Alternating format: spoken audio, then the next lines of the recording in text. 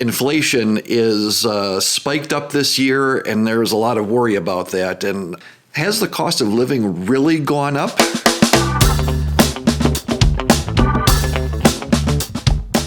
I want to share some ideas on what I'm thinking about inflation, and I found a really interesting article. It talks about the cost of housing going back to 1960 and also what percentage of people's incomes goes towards the housing cost, the food, and the clothing, right there on the screen. And take a look at, housing has remained relatively level. It's kind of interesting as you think about it. Yeah, we got a little spike at the end here, right? But as you take a look at that over time, fairly level as far as a percentage of expenditures. But look at food, right? The cost of food on that red line has just gone down less than half, right? So today we're paying less than half on average of our household income for food, right? And then the same thing on clothing, right? Sort of the basic necessities.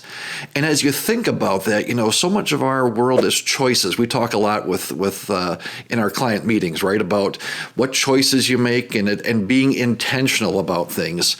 And as we think about these sorts of things, it's really interesting. It's a different story than what I hear in most of the news feeds that I read, and likely that you do too, is how expensive things are getting and how much more difficult it is for the average person, financially speaking. And then you take a look at this, and well, maybe I don't know exactly how to interpret this, but maybe it's some of the choices that we make, right? All the electronics and the technology, and hey, I've got all the toys too, right? But those are choices that I make, like the core necessities.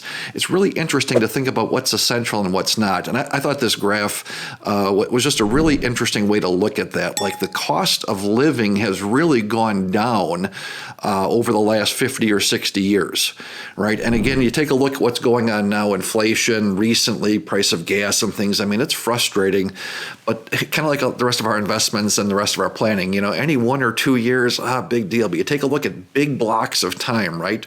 10 years, 15 years, 20, 30, you go, oh, yeah, that's right. I forgot that things are pretty good. And so just to give some perspective, again, I'm big on that. And as you know, we talk about that a lot, is the big picture is, keep in mind the long game and not just the short game. So let me know your comments and your thoughts. You can drop them in the comments section below, or you can go to our website and send a direct email. We'll put a link in the show notes there. And I'll put a link to, there's a whole article that goes with this. I'll put that in the show notes as well.